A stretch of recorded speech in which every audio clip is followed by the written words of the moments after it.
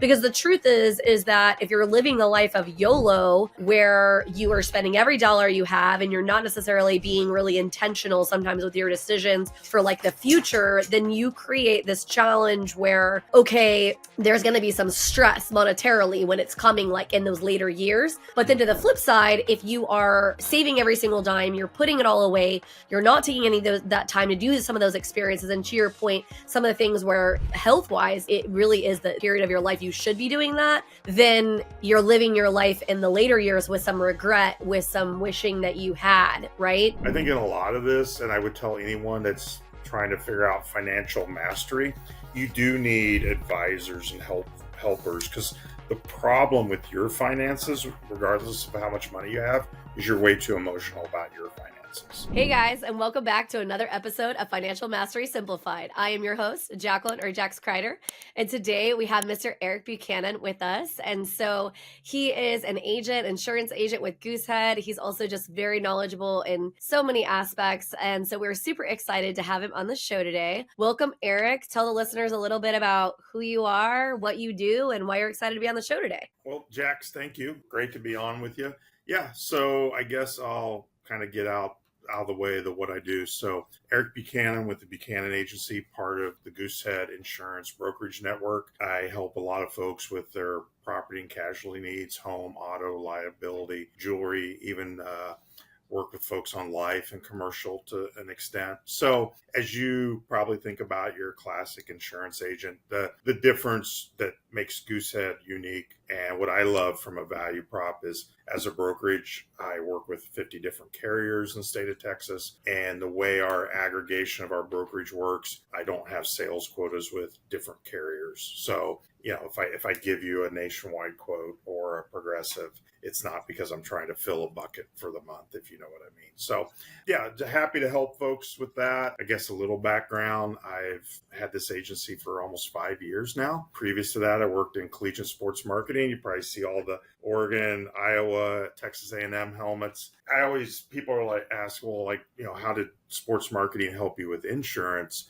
Sold a lot of sponsorship to the insurance companies, the Geico commercials, the Progressive commercials. But more than anything, I moved around the country a lot and was buying homes. And I have 3 teenage kids, so I know what those auto policies look like right now, and have a few gray hairs here and here. So I think one of the biggest things that probably feeds into the whole point of your show, Financial Mastery, is, generally speaking, whatever you're going through right now in your stage of life, I've either have done that 20 years ago, I'm currently doing it now, or I'm thinking about that next step. So I think that gives me a lot of connection and commonality with the people that, I might do a portfolio review with or run insurance quotes for.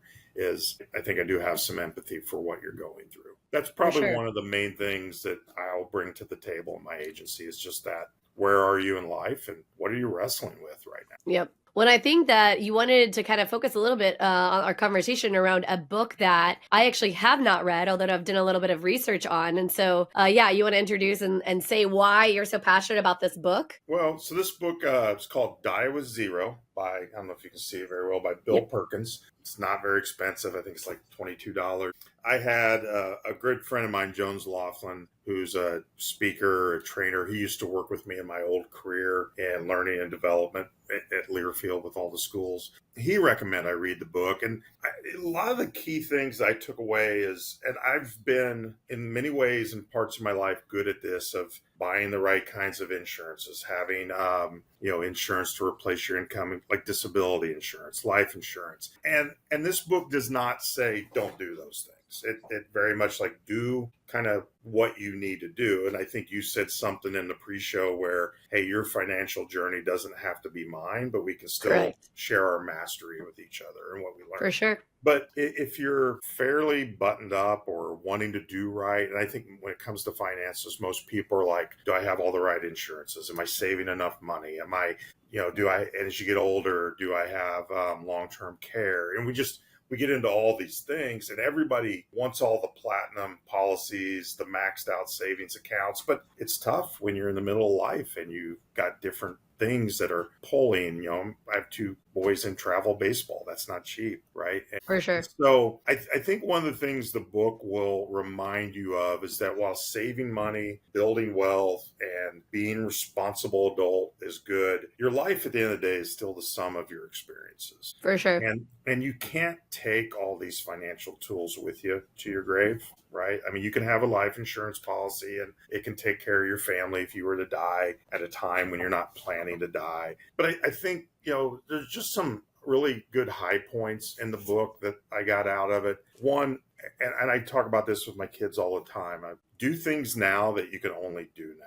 Yes, for sure. For instance, if you're doing something, if you're 26 and you want to run a marathon, like do it now, spend the money on it. Because when you're 45, you may be too old to go do that. So you have to think like, and then if there's things that can wait, like if you can do an activity at age 45 just as well as 25, then you can make a decision to say, hey, I'm not going to invest in that now because I have these other things that the clock is running faster on. So if your life's the sum of your experiences, at what age can you do which experiences? For sure. If you're young and kind of broke and you want to do the backpack tour of Europe, that's a good time to do it.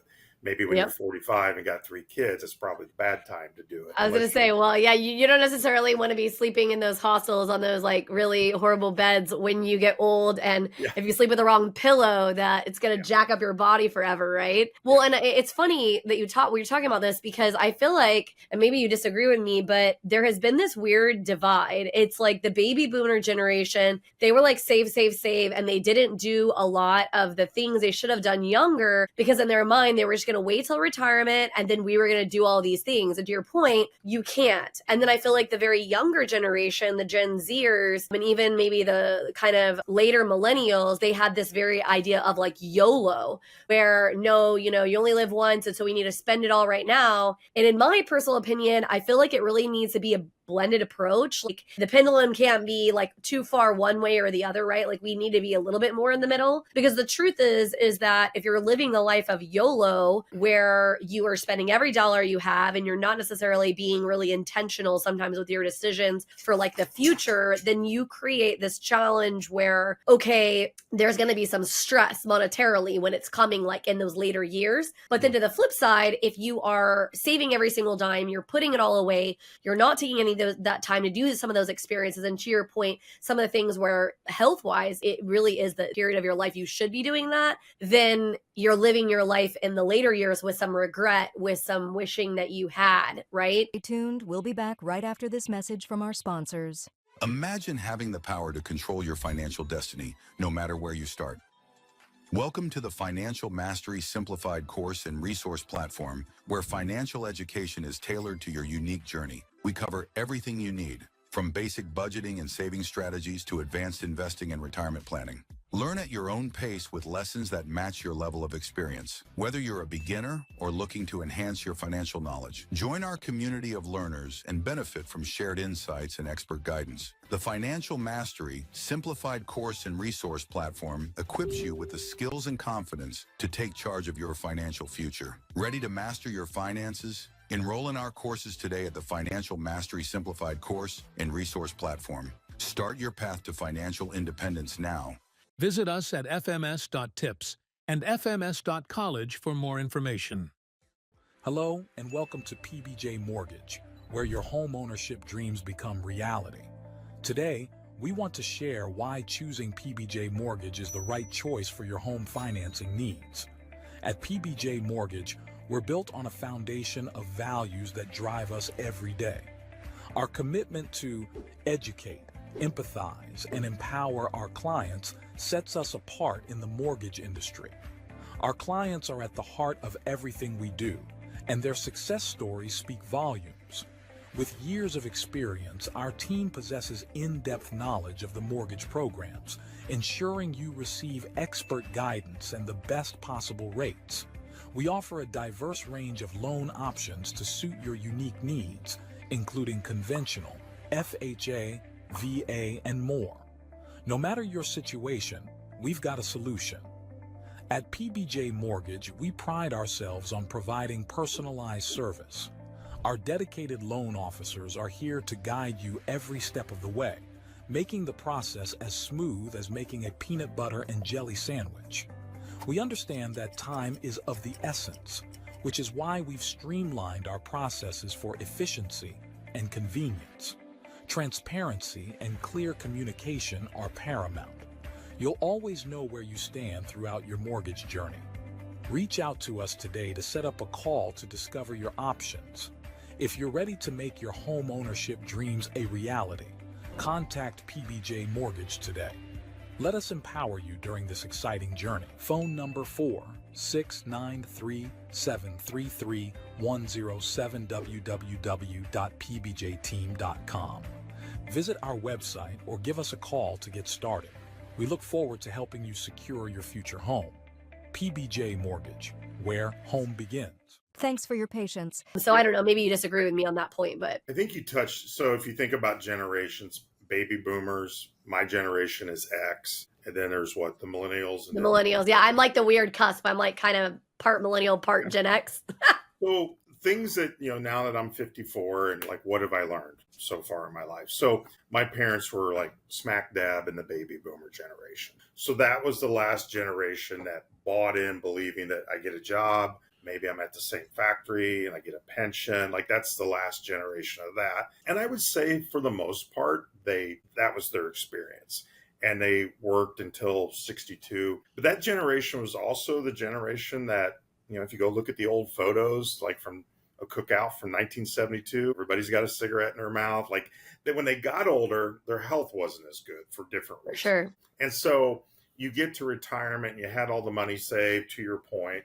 Like they were saved. They were because they were one generation removed from the Depression era. Like their grandparents were Depression era folks where, if there's a rag, they saved the rag because you never know when you need a rag. It's just, that was the mentality. Sure. So, and as we as a country get more successful, more affluent, you get further from that. So I think if the Gen Z and maybe some of the millennials more YOLO, like in Gen X, I'm somewhere in between where I've seen I'll do some things. Like I will tell you in the last 5 years, I had a corporate job. COVID came. I was running training. There were no sporting events, so we didn't need to hire people. So I'm a 49-year-old guy making a great salary.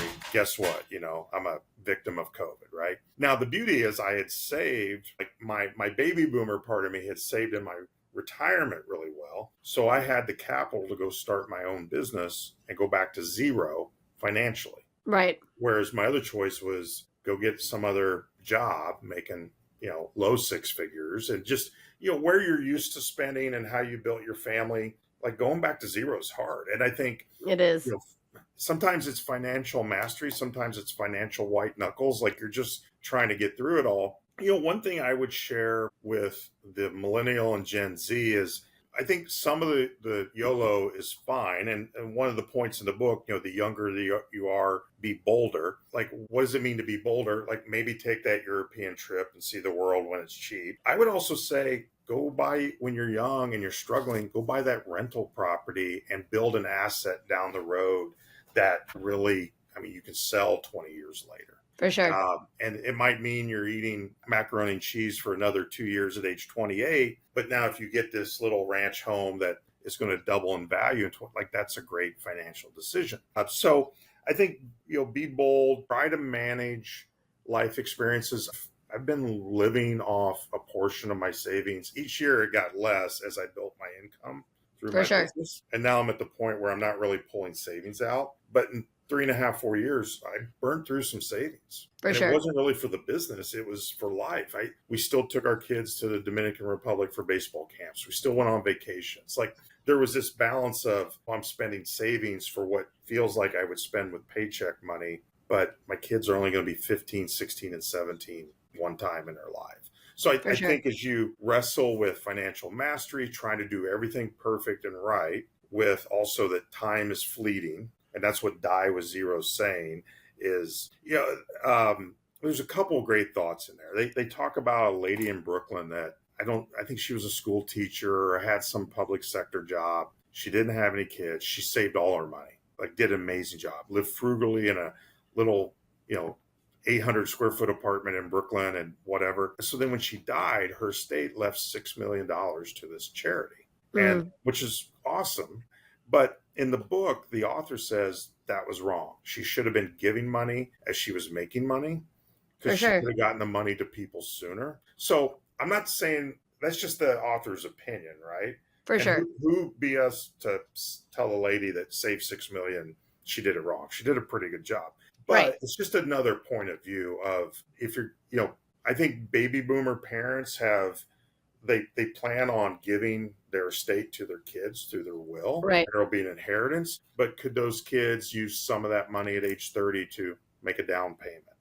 Absolutely. Right, on a home? And so there's just these theories about money that there's kind of a textbook way, old school way to do it. And it's not wrong or right. But then there's, how are you using it while you're alive? And I think the last point in Die with Zero, and it really gets to the title of the book, sometimes people will save, and he talks about a lot of couples that would have 400, they'd be 83 years old, not much time left, right, toward the end of their life. And they might still have 400 grand saved away. It's like, well, why are you saving that? Like, what's that for? Well, it's for a medical emergency. And he's like, look, if you're 83 or any age and you're on your deathbed, like, I'm not being morbid, but be realistic, and you don't have health insurance, it's $50,000 a day in a hospital. You're going to burn through 200, 300, 400, like, that money's going to vaporize. So, like, why are you saving it for that?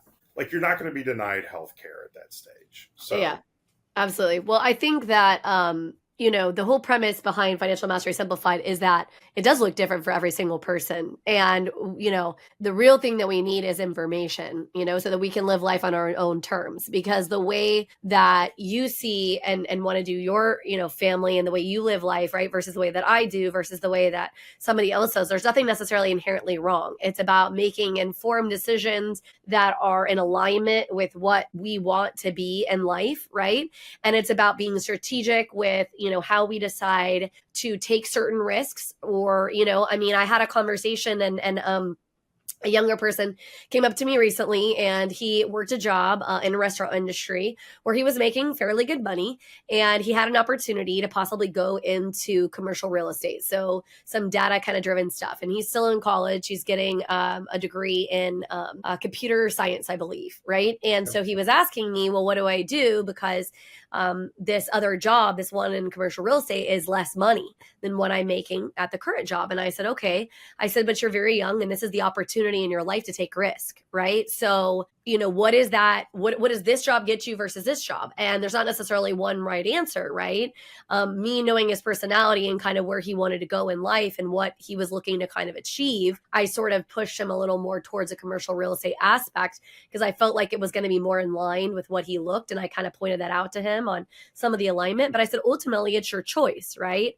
Because both of them have merit. This one is going to provide you more money now, which might allow you to do, to your point, more things, right? You can go maybe on more trips or do more things like this. This one might set you up for a much more broad and wonderful financial future. So you have to kind of look at that, right? And I didn't necessarily tell him what to do, because the truth is he needed to make that call for himself. And that's why I told him, I said, I feel like this is probably the better path for you, but you really need to dig deep.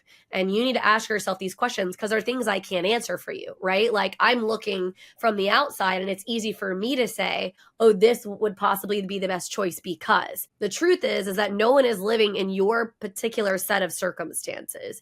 And I feel like the thing that frustrates me the most, I think, in general, with people who work in the financial space, is they always are like, well, this is how you have to do it. And I disagree holistically that is how you have to do it. There's lots of different options. There's lots of different choices. It is what is resonating with you, what speaks to you, right? So if that is to take that trip, right, and have that experience and whatever, then you do that. Or if it's, no, I think it would be great to be able to, like, eat beans and rice or mac and cheese for a little bit of time to get that first rental property, because that's going to then fuel my journey down the financial path or whatever. Also great. There's not necessarily a right or wrong. I definitely don't think that you should be a miser and just hold all of your money. I told, so there, my Oma, just to kind of tell you a little story. So I come from a family where my Oma was literally, and then for those of you who don't know, Oma is German for grandmother. She literally grew up in the Great Depression in Germany. I mean, the worst of depressions. Sure. The stories she told were like literally just crazy. You know, she talks about keeping a knife in her boot, you know, for when the bombings would happen, because you have to run down into a basement and you never knew who you were going to have in those basement situations. She told like crazy stories, right? And here's a woman who obviously, because she came from a place of lack for a lot of her life, she saved and you know, saved her pennies, but she was a dog groomer. So we're not talking about somebody who amassed lots and lots of money. And she had maybe $20,000 or so in savings. And she and I were having a conversation because she had these old sofas. Like, we're talking older than me sofas that she had for probably 30 years. And she had these in her home. And I said to her, why don't you ever replace the sofas? Well, I can't spend that money. I said, why can't you spend the money? Well, because I need that money to go to you and your cousins, you know, your brother, your cousins. And I was like, Oma, I love you so much, but think about this for a minute. If you take $20,000, and that's assuming you have it, right? That you haven't needed it for some other emergency or whatever the case, right?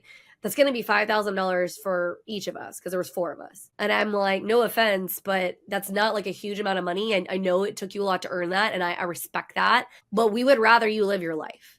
And she bought a sofa like within a couple of weeks of hers and I conversation. And my aunt calls me and says, how did you get her to do it? I said, how did I get her to do what?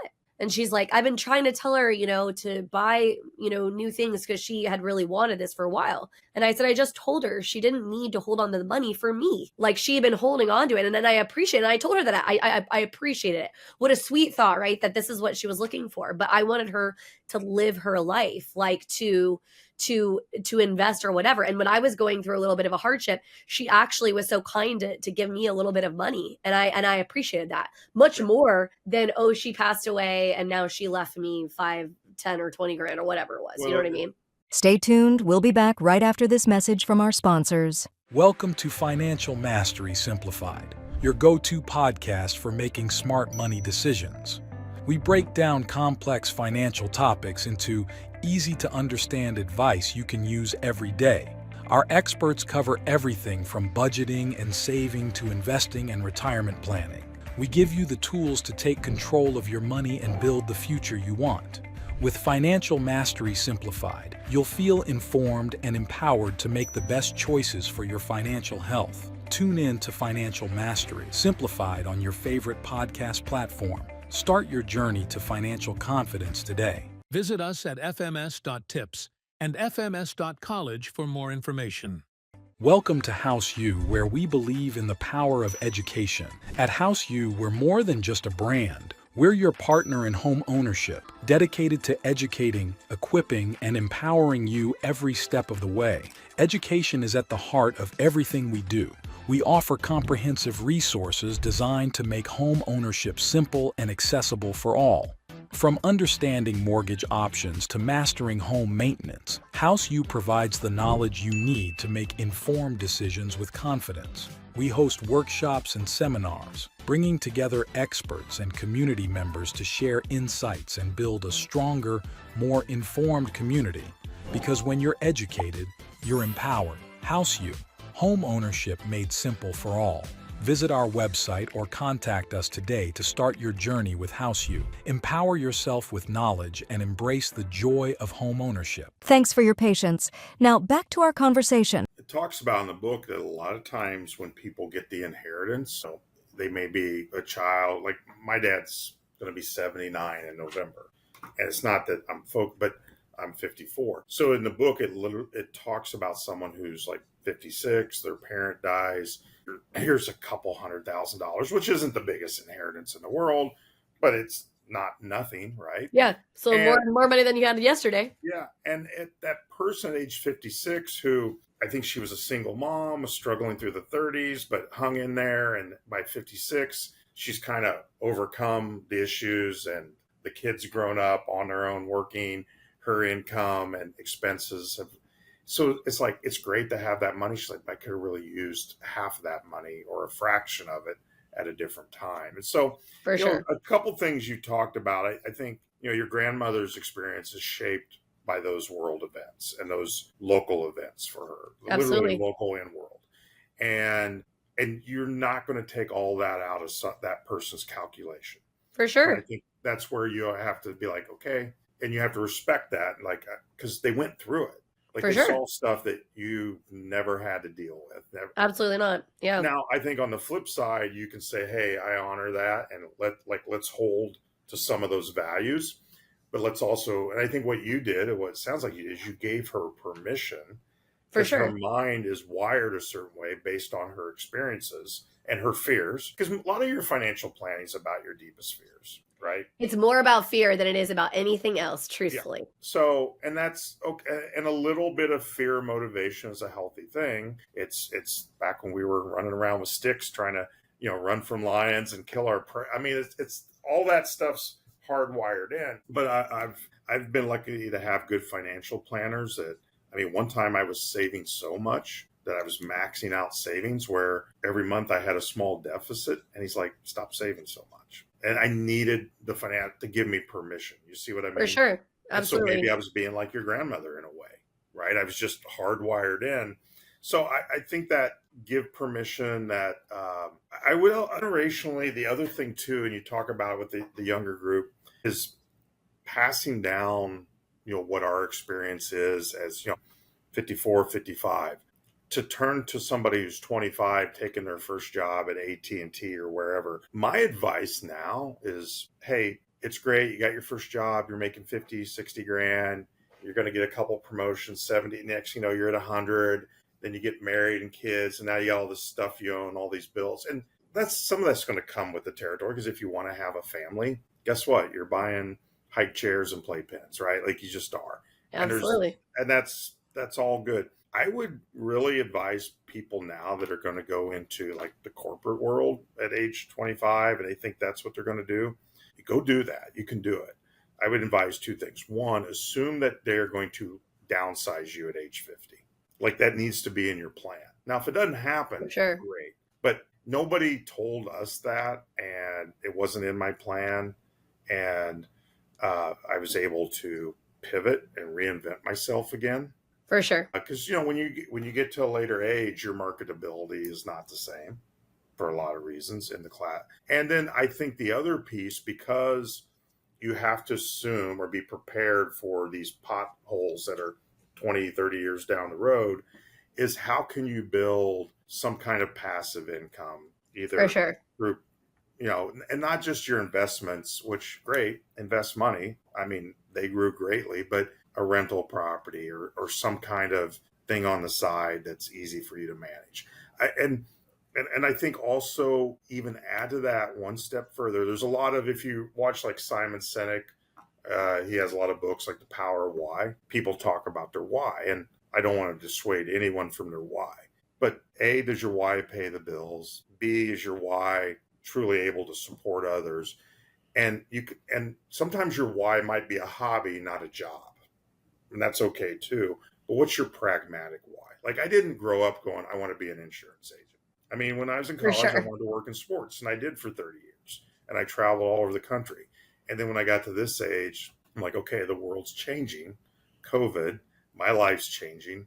And I even thought about being in financial planning, but I thought at age 49, it was too long of a ramp up period For sure. to get the rocket fuel back into the family budget that I needed. And so I picked insurance, because I'm not a financial advisor. I'm a financial defender. I'm building a wall around your castle.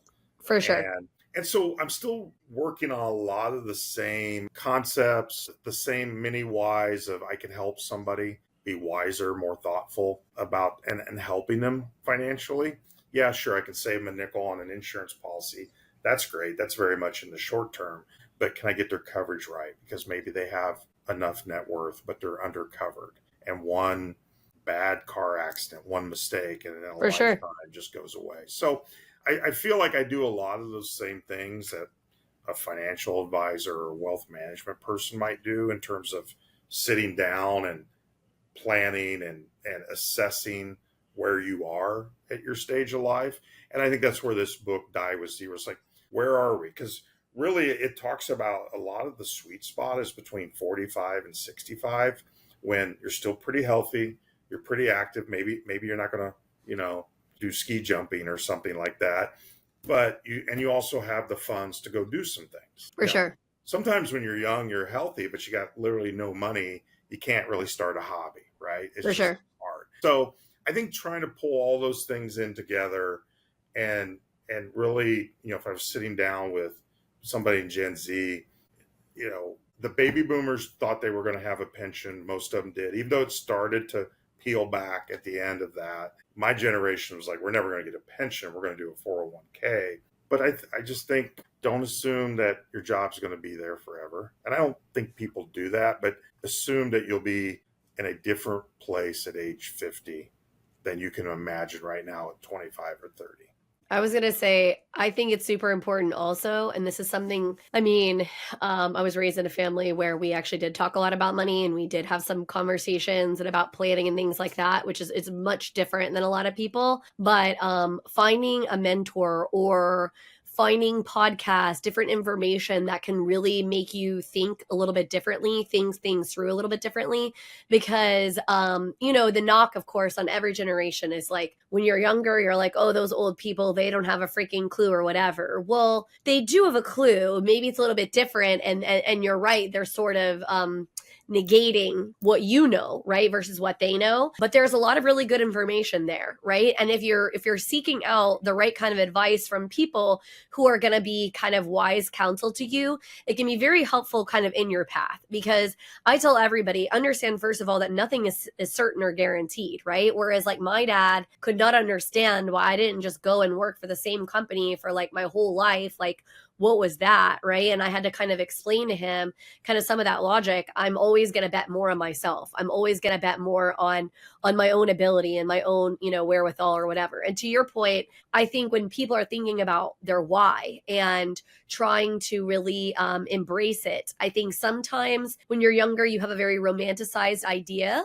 of your why. And like, you do to a certain extent. I've told my girls this, sometimes you do have to pay the bills, but you can thread those things together, right? Because I'll give you a perfect example. I end up in mortgage on accident. It wasn't necessarily like I also said, well, you know what I want to do with the rest of my life? Like, I want to work in mortgage, like, woohoo, right? I joke all the time, we're the boring part of the real estate transaction, super necessary, very boring. Nobody's like excited about borrowing money. That's not thrilling. But when I really started stepping back and I asked myself, like, why do I love this? The truth is because I like helping people financially succeed. And for me, financial success, for the most part, is somebody owning a home. Okay. They can find financial success another way. And if they do, that's fine. But for me, that's usually one of the big ticket items, the big rocks in that. And I get to help be a part of that. So sometimes when you're younger and you are trying to figure out like, oh, how do I merge my why with like jobs? Sometimes you have to think about it not from like what the job is on its face, but like you said, you described yourself as a defender, right, of people's stuff. So you build the wall around their castle, right? And like there's such great beauty in that, right? You don't have to necessarily be excited about insurance, but you can be excited about the concept of helping people protect what they've built, right? There was a horrible storm the other night. I don't know if you remember. And my husband and I happened to have gone to a late night movie. And so we didn't get out till super, super late. And we were like, hey, we need to go check something on our house. So we drove because it's one of these doors like to pop open. And so we're driving and we see in the distance this gold glow. And we're both like, what is that? Is something on fire? And sure enough, something was on fire. And I'm 99% sure that these people were out of town. And because it was so late at night, nobody was like awake to like call the fire department to tell them, whatever. And so we actually were going to call somebody. It looks like somebody else had called because we saw some fire trucks. So we didn't. But this house had been ablaze for a while. And when we drove by it the next day, it's a shell. Right? All that, is done. And when you think about that for a minute and you think about what you do for a living, like this is why you do that. because nothing will ever truly replace the beautiful memories, photos or whatever that they had in that home that was like super immensely just like them. But what can happen is that insurance company can provide the monetary amount to try to help make that whole again, right? And so when we're thinking about careers and jobs and what are we doing with our lives and how do we insulate ourselves, passive income for sure is one of those things that can really, really help. And there's lots of different ways to do it now more than ever with how many things we have at our disposal, but also thinking about jobs through a different lens, right? What's your ultimate and big why? And like, how can that translate into some of the things that you're doing? Because I joke that all three of my girls, they told me, we don't want to be in the financial space, Jax. And all three of them have worked in the financial space in the course of them going into adulthood, which kind of cracks me up. I think everybody needs purpose and an identity. And that's why, For sure. Where you have like, with 3 teenagers, you see where kids struggle, like when they don't have an identity. For sure. Those tough teen years. So, yeah, I think kids growing up, they wanted to be a policeman, fireman, astronaut, maybe like there was only like 6-7 jobs they wanted to be. Nobody said mortgage or insurance, to your point. But I think where you, beyond the paycheck, what you get is when you help somebody and you listen to them, you make them feel heard, and then you give them a couple tactical nuggets where either they didn't know or you give them permission to think differently. And also, I think in a lot of this, and I would tell anyone that's trying to figure out financial mastery, you do need advisors and helpers, because the problem with your finances, regardless of how much money you have, is you're way too emotional about your finances. Like I can think something's bad in my checkbook and you look at it and go, that's not a problem, really. For sure. You might tweak this or that. And it would be the same thing. You would be all worked up over a thing and be like, Jax, what are you worried about? Like, this is like, do you like doing this? Yeah. Okay, do it. So you need somebody, again, just like with your Oma, to give permission to and say, yeah, like I understand. And people need to be understood. That's a big need. And so I think in your business, mortgage and insurance, you're able not only to help people, there's levers you can pull, there's insight you can give, but you can make people feel heard. You can help them find their way to a solution to whatever problem. And it won't be the exact solution they had in mind, or it may not be even the most perfect, but it may be still a very good solution. And I think for sure, I think in finance, we sometimes let the perfect be the enemy of the good. And that's, again, that kind of goes back to the permission thing, is just advance, just keep getting a little better every day. And are you doing the things? And that's what this book's about. Are you doing the things? Like I have videos of trips and baseball and all kinds of stuff on my phone. But I also think that if I'm 83 in a nursing home and I'm just sitting there eating my Jello or whatever it is, I think that tape will be rolling in my head of all the cool stuff we did in our life. And that maybe is like a gift you can give yourself.